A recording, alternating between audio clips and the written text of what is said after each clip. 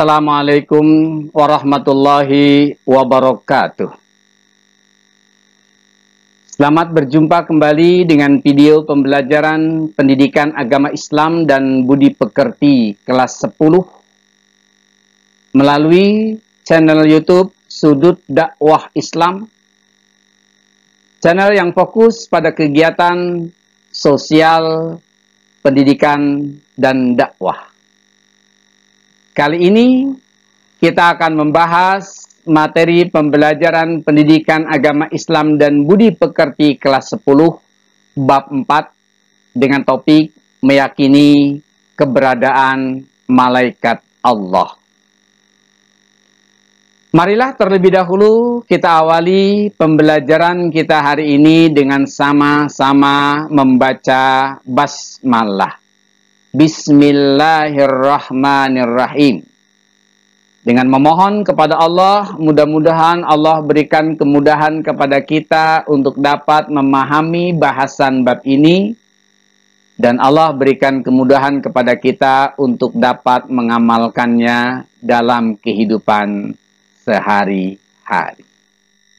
Tujuan dari mempelajari bab ini adalah yang pertama, setelah mempelajari bab ini diharapkan siswa lebih meyakini keberadaan malaikat-malaikat Allah. Dan yang kedua, setelah mempelajari bab ini diharapkan siswa mampu menunjukkan sikap disiplin, jujur, dan bertanggung jawab. Dan yang ketiga, setelah mempelajari bab ini, diharapkan siswa mampu menganalisis makna beriman kepada malaikat-malaikat Allah. Dan yang keempat, siswa diharapkan mampu menyajikan hubungan antara beriman kepada malaikat dengan perilaku disiplin dan waspada. Pengertian beriman kepada malaikat. Iman kepada malaikat adalah mempercayai dan meyakini bahwa Allah telah menciptakan malaikat yang diberi tugas untuk mengatur dan mengurusi perjalanan alam semesta. Ada sebuah hadis Rasulullah Muhammad SAW yang diriwayatkan oleh Imam Muslim. Rasulullah Muhammad SAW bersabda, Al-imanu an tu'mina billahi wa malaikatihi wa kutubihi wa rusulihi wal yaumil akhiri wa bil qadri khairihi wa syarrihi. Iman adalah kamu percaya kepada Allah, para malaikat, kitab-kitab, rasul-rasul, hari akhir, dan kamu percaya kepada takdir, baik yang takdir yang baik maupun takdir yang buruk. Hadis ini menjelaskan tentang al-arkanul iman, rukun iman yang 6. Jadi rukun iman itu ada 6. Yang pertama, percaya kepada Allah. Kedua, percaya kepada malaikat-malaikat Allah. Ketiga, percaya kepada kitab-kitab Allah. 4, percaya kepada Rasul-Rasul Allah. 5, percaya kepada hari akhir atau hari kiamat. Dan yang ke-6, percaya kepada takdir yang baik maupun yang buruk. Jadi percaya kepada malaikat-malaikat Allah merupakan rukun iman yang kedua, yang menjadi kewajiban setiap muslim untuk mempercayainya. Makna beriman kepada malaikat, yang pertama, mengimani wujud dan penciptaan malaikat. Dia mengimani bahwa malaikat itu ada dan dia diciptakan oleh Allah Subhanahu wa Ta'ala. Kedua, mengimani semua malaikat. Karena malaikat itu jumlahnya sangat banyak dan hanya Allah lah yang mengetahui berapa banyak jumlahnya. Ketiga, mengimani sifat-sifat malaikat. Dan yang keempat, mengimani tugas-tugas malaikat. Karakteristik malaikat Allah. Sifat-sifat yang melekat pada malaikat Allah, yang menjadi karakteristik dari para malaikat-malaikat Allah. Yang pertama, malaikat Allah itu selalu mengerjakan perintah Allah dan tidak pernah berbuat sekehendak dirinya. Jadi malaikat Allah ini merupakan makhluk yang taat mutlak kepada Allah. Dia selalu mengerjakan apa-apa yang diperintahkan oleh Allah dan tidak melakukan sesuatu atas kehendak dirinya. Kedua, malaikat itu dapat berubah bentuk dan wujud dengan izin Allah Subhanahu wa Ta'ala. Termasuk ketika malaikat menyampaikan wahyu kepada para nabi dan rasul, itu bisa berbentuk atau berubah wujud menjadi manusia. Satu contoh misalnya ketika malaikat Jibril menyampaikan wahyu kepada Nabi Muhammad SAW. Suatu saat ketika Nabi Muhammad SAW sedang berkumpul dalam sebuah majelis, tiba-tiba datang seorang tamu laki-laki muda berwajah tampan, berjubah putih. Dan tak ada satupun sahabat Rasul yang mengenal tamu tersebut. Dan tamu itu duduk berhadapan dengan Nabi sampai dengkul Nabi dan tamu itu beradu. Maka setelah terjadi dialog, tanya jawab, maka ketika tamu tersebut sudah pamit pergi meninggalkan tempat, Rasulullah Muhammad SAW bertanya kepada para sahabatnya, adakah di antara kalian yang mengenal siapa tamu yang baru saja meninggalkan kita? Sahabat menjawab, wallahu war rasuluhul a'lam. Hanya Allah dan Rasulnya yang mengetahuinya. Maka Nabi Muhammad pun menyampaikan bahwa tamu yang baru saja beranjak dari tengah-tengah kita, dia adalah malaikat Jibril. Kemudian yang ketiga, malaikat tidak mempunyai rasa letih dan tidak sombong. Tidak ada malaikat yang mengeluh karena tugas-tugas yang diberikan oleh Allah kepadanya, tapi dilaksanakannya sesuai dengan apa yang diperintahkan Allah. Tidak pernah merasa letih dan tidak pernah merasa sombong. Walaupun malaikat dapat melakukan sesuatu dengan izin Allah yang tidak dapat dilakukan oleh manusia. Keempat, senantiasa bertasbih sepanjang masa. Jadi malaikat itu setiap saat selalu membesarkan Allah, selalu mensucikan Allah, selalu berzikir dan bertasbih. Kelima, malaikat itu bersifat gaib, tidak nampak, tidak berwujud. Berbeda dengan makhluk-makhluk manusia dan lainnya yang disebut dengan makhluk syahadah, makhluk nyata. Yaitu kita manusia, tumbuhan, hewan, itu makhluk nyata yang berwujud, berbentuk, dapat dilihat, dan dapat diraba. Keenam, suci dari melakukan perbuatan salah dan dosa. Jadi para malaikat itu tidak pernah melakukan perbuatan salah, tidak pernah membangkang perintah Allah, tidak pernah melakukan perbuatan-perbuatan yang tercela. Nama-nama malaikat dan tugas-tugasnya. Di depan tadi sudah Bapak sampaikan bahwa malaikat itu sangat banyak jumlahnya. Dan hanya Allah yang tahu berapa jumlah malaikat seluruhnya. Dan tugas malaikat itu, di samping melaksanakan apa-apa yang diperintahkan oleh Allah, mereka semuanya bertasbih. Semuanya mengagungkan Allah. Semuanya mensucikan Allah selalu.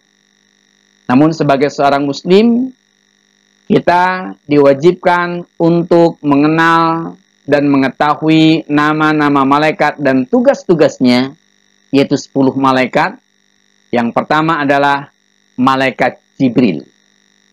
Malaikat Jibril ini punya tugas adalah menyampaikan wahyu Allah kepada para nabi dan rasulnya.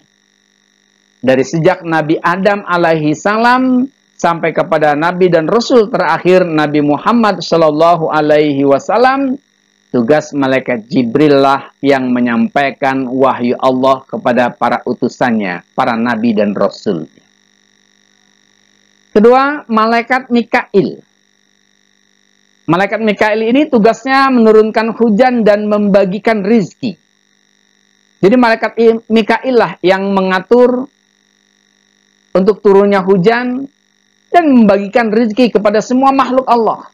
Bukan hanya kepada manusia, tapi juga pada makhluk-makhluk ciptaan Allah yang lainnya. Ketiga, malaikat Israfil. Malaikat Israfil diberikan tugas oleh Allah meniup sangkakala atau trompet. Nanti pada saat datangnya hari kiamat dan hari dibangkitkannya manusia dari alam kubur. Karena itu, tugas malaikat Israfil nanti ketika ia meniup sangkakala yang pertama, ketika ia meniup trompet yang pertama, maka itulah sebuah tanda datangnya hari kiamat. Hari dihancurkannya seluruh alam semesta ini. Setelah semua manusia mati, semua makhluk Allah binasa, maka kemudian malaikat Israfil meniupkan trompetnya yang kedua. Itulah yang disebut dengan hari kebangkitan, di mana manusia dibangkitkan kembali dari dalam kuburnya, dihidupkan kembali, dan akan dimintakan pertanggungjawabannya di hadapan Allah atas segala amaliyahnya selama hidupnya di alam dunia. Kemudian yang keempat, malaikat Israel. Tugas malaikat Israel ini mencabut nyawa manusia dan makhluk-makhluk lainnya. Jadi sepanjang hari, sepanjang jam, bahkan sepanjang detik, malaikat Israel itu memiliki tugas untuk mencabut nyawa manusia dan makhluk hidup lainnya. Kelima dan keenam, malaikat Munkar dan Nakir. Malaikat Munkar dan Nakir adalah malaikat yang diberikan tugas oleh Allah untuk menanyakan amal manusia di alam kubur nanti. Jadi setelah manusia meninggal, manusia dikuburkan, di kubur alam kubur itulah manusia nanti akan ditanya oleh dua malaikat yang diutus oleh Allah, yakni malaikat Munkar dan Nakir. 7 dan 8 malaikat Raqib dan Atid. Malaikat Raqib dan Atid ini ditugaskan oleh Allah untuk mencatat seluruh perbuatan manusia selama hidupnya di dunia. Malaikat Raqib ditugaskan Allah untuk mencatat amal perbuatan baik manusia. Sedangkan malaikat Atid Allah tugaskan untuk mencatat seluruh amal perbuatan jelek atau buruk manusia. Dan kesembilan, yaitu malaikat Malik. Malaikat Malik ini adalah malaikat yang bertugas menjaga neraka dan memimpin para malaikat penyiksa penghuni neraka. Dan 10, malaikat Ridwan adalah malaikat penjaga surga dan memimpin para malaikat pelayan surga untuk memberikan pelayanan kepada penghuni surga dengan penuh damai dan kenikmatan. Perilaku orang yang beriman kepada malaikat. Seseorang yang beriman kepada malaikat akan berbekas dalam perilakunya. Akan terlihat dalam perilaku kesehariannya. Yaitu yang pertama, ia meyakini bahwa malaikat tercipta dengan tugas-tugas tertentu. Ia percaya bahwa Allah jadikan malaikat dan malaikat itu punya tugas-tugasnya tersendiri. Kedua, meyakini bahwa malaikat itu tercipta dari cahaya dan selalu ada untuk manusia. Ketiga, meyakini bahwa malaikat merupakan tentara Allah dan jumlahnya banyak. Dan yang mengetahui hanyalah Allah Subhanahu wa ta'ala. Dan yang keempat, ia akan selalu berhati-hati dalam perbuatan dan menghiasi diri dengan akhlakul karimah. Kemudian hikmah beriman kepada malaikat. Jadi ketika kita beriman kepada malaikat dengan penuh keyakinan bahwa malaikat itu merupakan makhluk yang diciptakan oleh Allah, bahwa malaikat itu memiliki sifat dan karakteristik dan memiliki tugas-tugas yang telah ditetapkan oleh Allah Subhanahu wa ta'ala, maka akan memberikan manfaat, akan memberikan hikmah kepada setiap muslim yang mengimaninya, yang meyakininya. Apa hikmah beriman kepada malaikat? Yang pertama, dia akan selalu taat menjalankan perintah Allah sebagaimana yang dicontohkan oleh para malaikat. Karena dia tahu bahwa malaikat merupakan makhluk ciptaan Allah yang taat mutlak, selalu melaksanakan perintah-perintah Allah dan tidak pernah ngebangkang. Maka ketika seseorang meyakini dan mengetahui tentang karakteristik malaikat yang tidak pernah membangkang dan selalu taat dalam menjalankan perintah Allah, dia pun akan selalu berusaha untuk mencontohnya menjadi hamba Allah yang selalu taat dalam menjalankan perintah Allah. Kedua, meningkatkan martabat manusia karena manusia memiliki keyakinan kepada sesuatu yang bersifat gaib. Seorang yang beriman kepada malaikat, yang merupakan kewajiban setiap muslim untuk meyakini malaikat yang telah diciptakan oleh Allah Subhanahu wa Ta'ala, maka meningkatkan martabat diri yang menjadi hamba Allah yang selalu beriman kepada hal-hal yang bersifat gaib yang diciptakan oleh Allah. Ketiga, terhindar dari penyakit takhayul, khurafat, dan mistik. Kepercayaan-kepercayaan yang tidak bersumber dari Islam, kepercayaan-kepercayaan yang sangat bertentangan dan tidak sesuai dengan Islam. Sehingga seseorang yang percaya kepada para malaikat, kepada hal-hal yang gaib yang telah diatur oleh Allah Subhanahu wa Ta'ala, dia akan terhindar dari penyakit takhayul, kepercayaan yang tidak benar, yang tidak sesuai dengan ajaran Islam. Kemudian keempat, menjauhi manusia dari khurafat dan prasangka-prasangka yang biasanya menyelimuti manusia.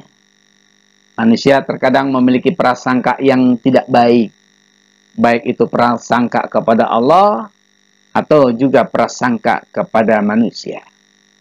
Tetapi ketika seseorang meyakini tentang malaikat beserta karakteristik dan tugas-tugasnya, niscaya dia akan terhindar dari prasangka-prasangka yang tidak baik, baik prasangka kepada Allah maupun prasangka kepada manusia. Kelima, akan mendorong manusia untuk istiqomah dalam menjalankan perintah Allah. Dia akan terus berkesinambungan dan berkelanjutan melaksanakan perintah-perintah Allah. Tidak akan mudah terpengaruh dan tidak akan punah goyah, walaupun banyak rintangan, banyak tantangan, dan bahkan banyak godaan. Tapi dia tetap istiqomah untuk menjalankan perintah Allah. Keenam, dia selalu sabar dan tidak mudah putus asa, karena dia yakin betul atas segala sesuatu kejadian yang ada adalah atas kehendak Allah, atas segala apa yang dia perbuat selalu dicatat oleh para malaikat-malaikat Allah, atas segala apa yang selalu dia perbuat selalu dilihat dan dinilai oleh Allah Subhanahu. Kemudian 7, bersyukur kepadanya karena telah menciptakan para malaikat untuk membantu kehidupan dan kepentingan manusia dan jin. Dengan adanya para malaikat yang membantu urusan-urusan manusia yang diciptakan oleh Allah, dia tambah bersyukur kepada Allah. Karena Allah telah menciptakan makhluknya yang membantu segala urusan manusia. Kedelapan, menumbuhkan cinta kepada amal soleh karena mengetahui ibadah para malaikat. Ini cinta kita kepada amal soleh. Karena ketika melihat malaikat itu begitu hebat ibadahnya, dia taat mutlak kepada Allah, selalu melaksanakan perintah-perintah Allah. Dan ketika dia tidak melaksanakan tugas-tugas yang diberikannya, dia selalu zikir dan bertasbih kepada Allah Subhanahu wa Ta'ala. Jadi cinta kita kepada amal soleh. 9, kita merasa takut bermaksiat karena meyakini berbagai tugas malaikat, di antaranya mencatat perbuatannya dan mencabut nyawa dan menyiksa di neraka. Jadi seseorang yang beriman kepada malaikat, dia akan takut berbuat maksiat. Karena setiap perbuatan maksiat tidak akan luput dari pencatatan malaikat. Karena Allah utus 2 malaikat pencatat, yang satu mencatat kebaikan, yaitu Raqib, dan Atid mencatat keburukan. Sehingga dia takut untuk melaksanakan perbuatan-perbuatan yang tidak baik. Bahkan dia juga takut sebab malaikat pencabut nyawa bisa kapan saja dengan izin Allah mencabut nyawanya. Dan ketika dia melaksanakan perbuatan dosa dan belum sempat bertaubat, dia juga tahu bahwa ada siksa api neraka yang dilaksanakan oleh malaikat penyiksa di neraka nanti. 10 cinta kepada malaikat karena kedekatan ibadahnya kepada Allah Subhanahu wa taala. Jadi begitu dekatnya malaikat kepada Allah, begitu hebatnya ibadah malaikat kepada Allah, begitu taatnya secara mutlak malaikat kepada Allah, kita tambah cinta kepada para malaikat. 11. Mengetahui keagungan dan kekuasaan Allah dengan terciptanya makhluk mulia yang bernama malaikat. Kita mengagungkan Allah yang telah menciptakan para malaikat dengan tugas-tugasnya yang membantu segala urusan manusia. Dan 12.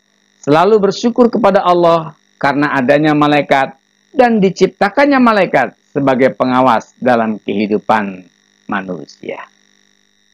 Itu saja yang dapat Bapak sampaikan pembahasan kita tentang beriman kepada para malaikat, yang mudah-mudahan kita berharap Allah berikan kemudahan kita untuk bisa kita memahaminya, dan insya Allah kalian yang mendengarkan ataupun mengikuti pembelajaran ini akan dapat memahaminya, dan kita mohon kepada Allah mudah-mudahan Allah berikan kemudahan kita untuk kita bisa mengamalkannya dalam kehidupan keseharian kita. Bapak akhiri dengan sama-sama kita membaca hamdalah. Alhamdulillahi Rabbil Alamin. Wabillahi taufiq wal hidayah. Wassalamualaikum warahmatullahi wabarakatuh.